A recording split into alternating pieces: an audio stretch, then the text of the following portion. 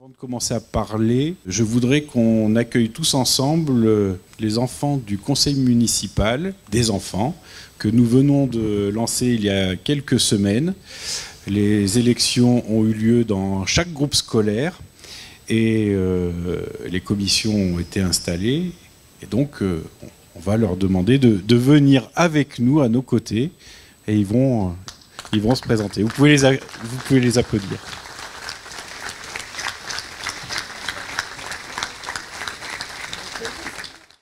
Alors, on est très content de les accueillir parce que c'était un engagement que nous avions pris devant vous de lancer ce conseil municipal des enfants.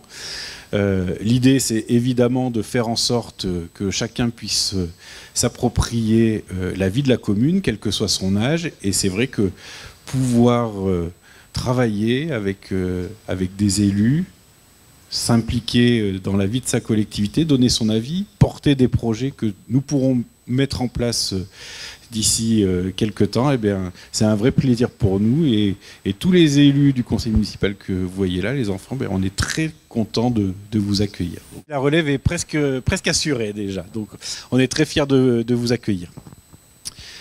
Bien, mesdames et messieurs, c'est un plaisir de vous voir aussi nombreux ce soir. Je voudrais saluer mes collègues maires qui sont là. Je vois le maire de Verneuil, le maire de Solignac. Il y a beaucoup de maires de Limoges Métropole, mais pas seulement, qui sont présents ce soir. Monsieur le député, mes amis Stéphane Ostrovski, conseiller départemental également. Valérie Paulet, qui avec moi est la conseillère départementale de ce canton. Je voudrais saluer aussi présidentes et présidents et représentants d'associations et les bénévoles. Sans vous, eh bien, il n'y aurait pas de vie communale. Il y a bien sûr les élus et les services de la municipalité, mais c'est vrai que pour avoir une véritable vie ensemble, eh bien, les associations sont essentielles. Donc, soyez remerciés de votre action au quotidien et de votre présence ce soir. Je tiens à saluer également nos partenaires, les chefs d'entreprise palaisiens, les commerçants qui nous font le plaisir d'être là aussi. Mesdames et messieurs, soyez les bienvenus dans cette salle Gérard Philippe pour cette cérémonie de vœux. Je ne vais pas revenir très longuement sur le contexte international et national. Vous avez vu qu'il y a une crise climatique d'une ampleur faramineuse. J'ai une pensée évidemment pour nos compatriotes du département de Mayotte qui ont subi une catastrophe d'une ampleur sans précédent. Au niveau du contexte national, bien, il y a une crise politique qui s'impose à nous. Pour ce qui concerne le Palais-sur-Vienne, les économies de fonctionnement, notre bon fonctionnement fait que nous avons des capacités d'investissement qui nous permettent d'investir chaque année, vous l'avez vu depuis le début du mandat. Nous sommes en capacité de ne pas augmenter les impôts cette année encore, comme nous ne l'avons pas fait depuis les 3 dernières années. Alors les collectivités, c'est très important qu'elles investissent parce que elles ont une part importante dans l'économie locale de la France. Les collectivités, c'est 70% de l'investissement local en France, public en France. En Haute-Vienne, c'est un peu au-delà, on approche des 80%. Donc, je tiens à vous le dire, lorsque nous investissons dans notre commune, eh bien, ça donne du travail à des entreprises, ça donne du travail à des salariés.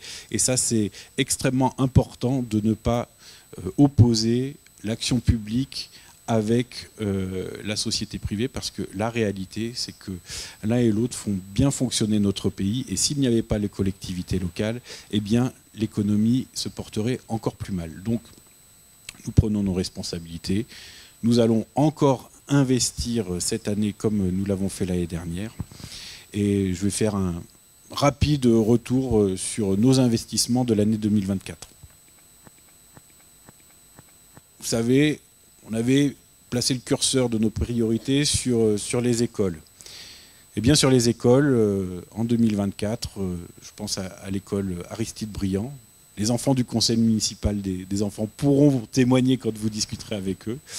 Eh bien, nous avons désimperméabilisé toute la cour de récréation, c'est-à-dire que nous avons fait en sorte d'enlever le bitume, de mettre des équipements qui puissent absorber l'eau Et bientôt, quand ça sera la saison, nous planterons des arbres pour végétaliser et nous adapter au changement climatique.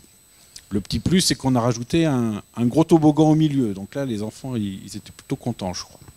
Et puis, au niveau de la maternelle, nous avons fait quelque chose qui était attendu depuis longtemps aussi, un préau qui permette aux enfants de jouer dehors dans la cour quand il fait des temps magnifiques comme nous avons aujourd'hui.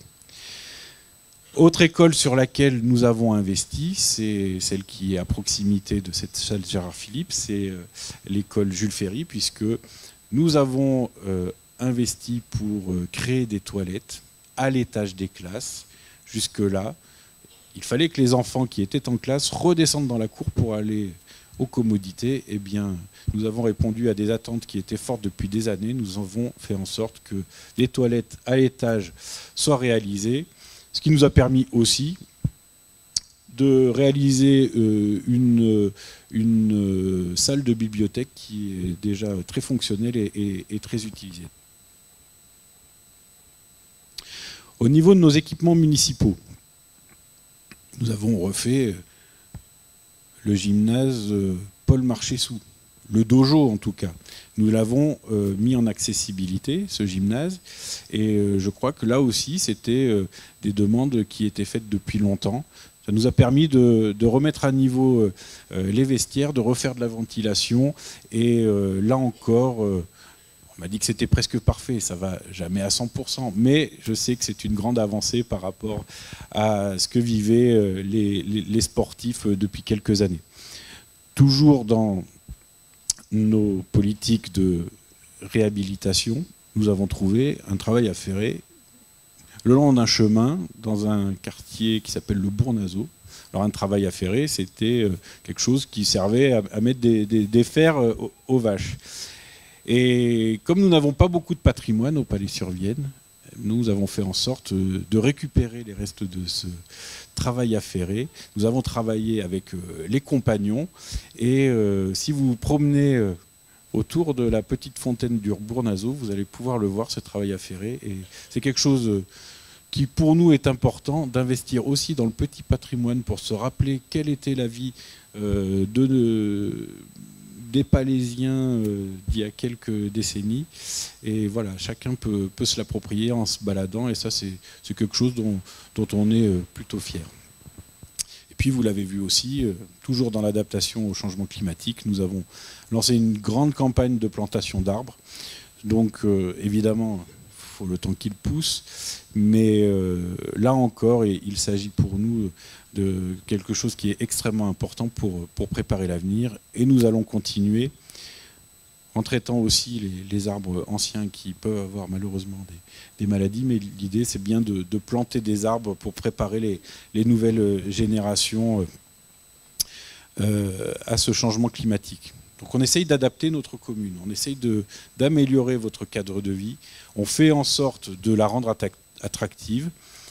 Et je crois qu'elle le devient de plus en plus, puisqu'on constate l'installation de nouveaux commerçants, de restaurants, des entreprises s'installent au Palais-sur-Vienne, des gens réachètent des maisons au Palais-sur-Vienne. Il faut que je vous trace quelques perspectives pour l'année 2025. On va commencer par un outil qui est très utile aux associations et à la population, c'est cette salle. Dès la fin des vœux, dans quelques jours, on va lancer une campagne de rénovation de cette salle pour la rendre plus agréable. Ensuite, il y a un grand projet que nous portons depuis plusieurs années, nous le travaillons depuis plusieurs années. C'est un parc municipal. On l'a appelé Parc des Bords de Vienne parce qu'il va longer les bords de Vienne. Mais en réalité, il va aller beaucoup plus loin parce qu'il ira des bords de Vienne, il va longer tout le ruisseau du Palais, autour du tennis, et récupérer toute l'emprise communale que nous avons, qui sont pour l'instant des prés où les gens se baladent. Mais dès cette année, nous allons créer des cheminements, créer une aire de jeu pour les enfants, créer un pump track pour les ados qui font du BMX, du skateboard, de la trottinette aussi. Nous allons faire en sorte de créer également un ponton pour les pêcheurs qui soit accessible. Donc les personnes âgées ou qui pourraient avoir des problèmes de mobilité pourront, s'ils le souhaitent, aller pêcher sur la Vienne au travers ce parc. Et l'idée, c'est bien d'avoir un espace communal intergénérationnel où tout le monde puisse se retrouver, tout le monde puisse s'asseoir. Même les joueurs de pétanque auront un espace dédié à proximité d'un parking, comme ça sera bien, et des toilettes. Et je crois que c'est quelque chose qui fait sens, surtout depuis le Covid, vous vous rappelez, hein, c'était compliqué d'aller au-delà d'1 kilomètre de chez soi. Eh bien, nous faisons en sorte qu'un bel équipement, un beau parc municipal puisse bénéficier aux Palaisiennes et aux Palaisiens. Je dis c'est important pour moi parce que, et pour nous, on le sait, souvent on prend la voiture quand on a des enfants, quand il n'y a pas assez d'équipement, eh bien on va à Usura. Et donc là l'idée c'est plutôt de faire en sorte que les Palaisiens aient des équipements qui leur servent à eux aussi dans leur commune. Ce parc, je tiens à remercier tous les élus qui ont suggéré cette idée. Ce parc aura du sens pour le Palais-sur-Vienne puisqu'il s'appellera le parc de Jocondiac. Voilà. Autre projet phare, notre centre-ville. On espère pouvoir lancer des travaux à la fin de l'année 2025. On a déjà le dépôt d'un permis de construire de nos amis de l'ODAC.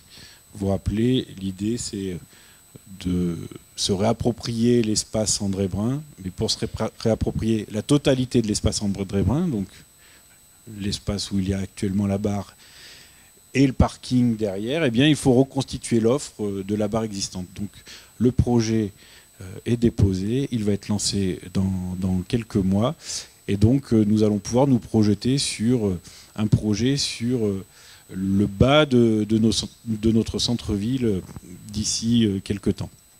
En attendant, et parallèlement, eh bien, nous travaillons sur le centre-ville, mais plutôt du côté des espaces publics, donc cette salle, l'école Jules Ferry, la mairie, pour faire en sorte de créer de nouvelles circulations, de créer des modes de déplacement doux et de faire en sorte qu'il y ait une meilleure accessibilité. Encore un projet dont on entend parler depuis longtemps, c'est l'ancienne CGEP, l'ancien Valdi, puisque vous savez qu'on a un projet de parc photovoltaïque, et bien là aussi, les études sont faites, le projet va pouvoir être réalisé, et nous espérons que dès cette année, les premiers panneaux photovoltaïques pourront être implantés. Ça fera une friche en moins au Palais. Des plateformes de béton qui actuellement ne servent à rien seront utilisées à créer de l'énergie propre. Et tout ça, c'est quelque chose qui nous tenait vraiment à cœur. Les infrastructures de la commune. Bon, vous l'avez vu, il y a beaucoup de travaux au Palais. Certains diront trop, mais il n'y a jamais trop de travaux une fois qu'ils sont terminés. Hein. Il faut en passer par là, mais c'est la preuve aussi que notre commune bouge. Donc en entrée de ville du Palais, ça y est, les travaux de la fameuse voie verte entre le lycée Saint-Exupéry et Ventena ont débuté. C'est extrêmement important pour nous parce que, vous le savez, depuis des années, il y a des lycéens qui circulent le long de la départementale, parfois même sur la départementale. Et donc, il y avait de grandes craintes et des risques d'accidents extrêmement importants. Et donc, je tiens encore une fois à saluer le fait que le président de Limoges Métropole et le président du conseil départemental aient entendu notre appel, parce qu'il s'agissait d'une urgence. Je répète, il y avait des vies en jeu, parce que quand il y a des gamins par grappe, par groupe de quelques-uns, voire de dizaines, qui se retrouvent au milieu d'une route, eh bien ça n'est pas acceptable. Ils nous ont entendus, les travaux ont débuté, et dans quelques mois, je crois que l'entrée de ville du Palais sera complètement sécurisée. Quand cette première tranche sera terminée, on fera en sorte de faire la deuxième et d'avoir une voie verte qui relie l'entrée du Palais avec une nouvelle passerelle et qui sera accessible aux piétons et aux cyclistes en toute sécurité. Donc ça, c'est lancé, vous pouvez le voir, ça sera bientôt une réalisation concrète. Autre réalisation concrète, notre avenue Jean Giraudoux. Alors, la première phase fait parler. Il y a beaucoup d'équipements de sécurité, comme on dit dans notre jargon. On appelle ça des dodanes. Vous voyez de quoi je veux parler? Bon, sachez que on ne met jamais des équipements de sécurité par plaisir. On les fait parce que la population nous les demande. On a fait des réunions de concertation, on a eu beaucoup de discussions avec les riverains, et cette rue avait une problématique, c'est qu'elle était très large, et que certains s'en servaient un peu comme une autoroute. On a eu des comptages de vitesse, parfois à 80, parfois à 90. Et les gens se doublaient dans cette rue, donc il fallait bien faire quelque chose. On ne peut pas être derrière chaque conducteur. Il faut aussi qu'on fasse en sorte que le code de la route puisse être respecté, surtout sur une route qui est limitée depuis des années à 30.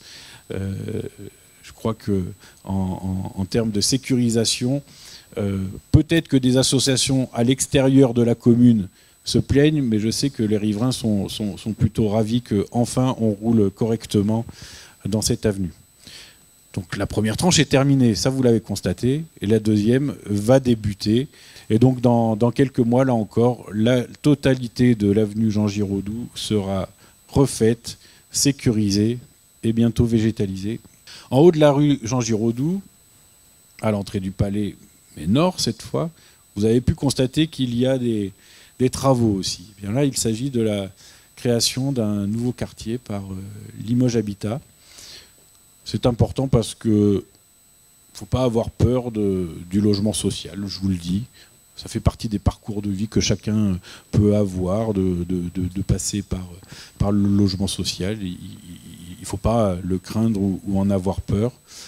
Au contraire, ça fait partie des politiques que nous devons mener pour augmenter notre population. Quand la population baisse, les dotations de l'État, elles baissent. Quand la population augmente, eh bien, les dotations augmentent. Et c'est important pour pouvoir continuer à faire vivre nos écoles, notre service public, de faire venir de nouvelles familles. C'est important d'avoir ce type de résidence parce que il y a aussi de l'emploi qui se développe et donc des familles qui vont vouloir s'installer au Palais-sur-Vienne. Et nous avons souhaité que cette résidence, elle s'appelle Méliné et Missak Manoukian. C'est symbolique pour nous, c'est extrêmement important. Missak Manoukian et Méliné et tout le groupe Manoukian, ils sont rentrés il y a quelques mois au Panthéon parce que c'était un groupe de résistants pendant la Deuxième Guerre mondiale. Et ils avaient la particularité, ces résistants, d'être étrangers, de ne pas être français. Et quand les nazis les ont attrapés, au moment de les fusiller, ces résistants ont crié « Vive la France !» Et quand aujourd'hui nous entendons des responsables politiques nationaux, des ministres importants, dire que l'immigration ne serait pas une chance pour la France, ben, moi ça me fait mal. Je vous le dis, donc on a choisi ce nom. S'il n'y avait pas l'immigration, s'il n'y avait pas eu d'immigration en France, bah, des gens comme moi, des gens comme beaucoup d'entre nous ici dans cette salle, ne seraient pas là. Et quand on attaque l'immigration, eh bien, on attaque des gens qui aiment la France, qui défendent la République et qui font fonctionner notre société. Donc cette résidence s'appellera Méliné et Missak Manoukian. Il y aura évidemment des événements dont vous avez l'habitude maintenant. Le printemps de la culture dans quelques semaines, la journée de la nature qui nous permet de faire venir des associations pour défendre la thématique de l'environnement, mais aussi de parler de politique d'habitat avec notre population. C'est un événement extrêmement important. Bière à la Sablière. Alors, je ne sais pas si vous avez entendu parler de cet événement, mais nous, avec quelques élus, on l'aime pas mal, celui-là. C'est début juin. Nous avons le 14 juillet avec notre feu d'artifice. Cette année, il a fonctionné. Merci beaucoup à tous ceux qui ont œuvré à ce que ça soit une belle manifestation. Et puis, en fin d'année, vous le savez, nous procédons aux illuminations de Noël. Le Père Noël nous fait l'honneur de venir chaque année, quand même, c'est pas rien. Et puis, nous avons le Téléthon. C'est important le Téléthon parce que beaucoup de gens se mobilisent, les élus se mobilisent, nos services se mobilisent. On fait des randonnées, nos associations se mobilisent, bien sûr. Nous organisons une randonnée qui a un certain succès. Je crois qu'il y avait quasiment 600 personnes pour la randonnée du Téléthon cette année. Donc c'était quelque chose de vraiment formidable. Je voudrais vous dire que le Palais-sur-Vienne est une ville qui s'inscrit aussi dans sa métropole. La métropole, elle est utile au Palais-sur-Vienne pour sa voirie, pour son assainissement, pour le fonctionnement des eaux pluviales, mais c'est aussi une ville métropolitaine parce que chacune des 20 communes de l'agglomération de Limoges a un rôle à jouer. Elle a un rôle à jouer de par l'action de ses élus, de par la situation géographique, de par des éléments patrimoniaux. Et nous, au Palais, nous avons la chance d'être bien placés géographiquement.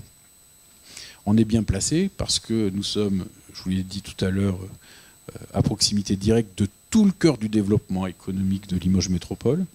On est bien placés parce que nous sommes à proximité de l'autoroute. Nous sommes bien placés parce que nous avons la Vienne. Important la Vienne. Je pense qu'il faut que nous nous réapproprions la Vienne. Alors, ça passera forcément par des travaux, sans doute, pouvoir se balader le long de Vienne. Mais je pense aussi, et c'est pas qu'à l'échelle du Palais-sur-Vienne, je pense qu'un jour, nous devrons pouvoir nous baigner dans la Vienne, avoir des équipements qui coûteront moins cher que des piscines, surtout l'été, qui nous permettent de nous réapproprier la Vienne comme le faisaient nos ancêtres. Se réapproprier la Vienne, c'est aussi faire en sorte qu'elle soit accessible à tous. Donc nous avons des projets avec la Fédération de pêche. Je vous ai parlé d'un ponton dans notre parc, mais nous allons faire en sorte que le barrage devienne pêchable un jour, parce que j'estime que ça ne doit pas être le privilège de quelques-uns de pouvoir bénéficier de notre rivière, mais c'est un bien public et donc nous devons nous réapproprier la Vienne. Ici, c'est le Palais-sur-Vienne. Nous sommes placés idéalement parce que nous sommes à proximité d'Esther. Ou plutôt, Esther est à proximité du Palais-sur-Vienne. Figurez-vous que les 2 prochains gros pôles économiques d'Esther qui sont inscrites au projet de territoire de Limoges Métropole seront dans le parc d'Esther, bien sûr, mais seront sur le territoire du Palais-sur-Vienne. Ça, c'est quelque chose d'extrêmement important, encore une fois, parce que ça devrait faire un peu de recettes pour la commune. Bon, toujours ça de prix. Cette parcelle du parc d'Esther Technopole qui est au Palais-sur-Vienne, eh bien, il y a une rue qui la traverse. Je souhaite que nous l'appelions Gérard Vandenbroek. Elle ne fait que quelques centaines de mètres.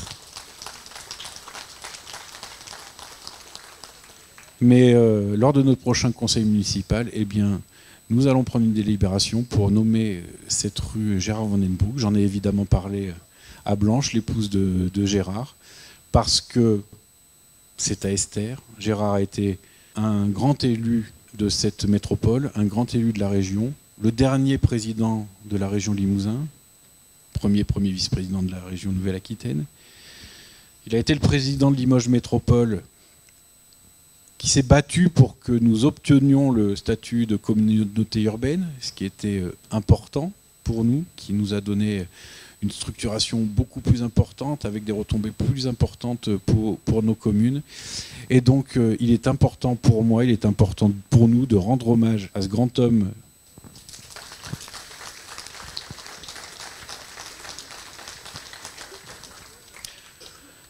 Et enfin, je voudrais terminer sur un projet qui me tient particulièrement à cœur, et à quelques-uns aussi, la plupart, l'ensemble des élus municipaux. C'est le transport en commun. Alors on entend beaucoup parler du bus à haut niveau de service en ce moment. Certains parlent de métro aérien. Leurs collègues sont en train de tailler dans le vif, donc c'est un peu compliqué ce bus à haut niveau de service. Nous, ce qu'on sait, c'est que nos lignes ont déjà été réorganisées pour faire en sorte que le BHNS arrive. Mais il n'y a pas que le bus dans la vie. Il y a le train aussi. Et donc nous avons un terrain à proximité de notre nouvel EHPAD, un terrain communal, qui touche la voie ferrée. Et nous souhaitons qu'une halte ferroviaire puisse être créée dans les meilleurs délais. Je ne sais pas quels peuvent être les délais pour créer une halte ferroviaire, mais en tout cas, nous nous battons pour. C'est un beau combat, c'est un combat important pour le transport en commun. Imaginez une halte ferroviaire, vous montez dans le train, vous êtes en moins de 5 minutes à la gare des Bénédictins. Alors il ne s'agit pas de faire arrêter le POLT, hein. Rassurez-vous, le POLT il s'arrête assez souvent et souvent c'est pas forcément pour desservir des gares, hein. Non, l'idée ça serait de faire en sorte que les trains régionaux puissent s'arrêter. Il y en a une quinzaine qui passent par jour en aller-retour. Si quelques-uns pouvaient s'arrêter au Palais-sur-Vienne, eh bien ça serait une grande avancée pour la population de notre commune. On ne peut pas le faire tout seul, ça doit se faire dans un cadre collectif. RER métropolitain, on essaye de mobiliser des élus, on essaye de mobiliser la métropole, on essaye de mobiliser la région. Je sais qu'il y a de nombreux acteurs associatifs, des syndicats qui sont dans un projet encore plus vaste qui s'appelle Tram-Train Limousin. Eh bien, nous sommes dans cette démarche et nous allons faire en sorte d'un jour y arriver, je vous le promets. Voyez, chers amis, des projets, des idées, nous n'en manquons pas. Avec l'ensemble de mes collègues du conseil municipal, avec l'ensemble des services de la mairie du Palais, eh bien, nous œuvrons chaque jour pour répondre aux urgences du quotidien. Nous travaillons chaque jour pour essayer de faire en sorte d'améliorer votre cadre de vie pour que chacune et chacun d'entre vous, d'entre nous, soit fier d'être palésien. Nous travaillons chaque jour pour préparer l'avenir de nos enfants et de nos petits-enfants. Sur ces derniers mots, je tenais, au nom de l'ensemble de mon équipe, vous souhaiter une belle et heureuse année 2025.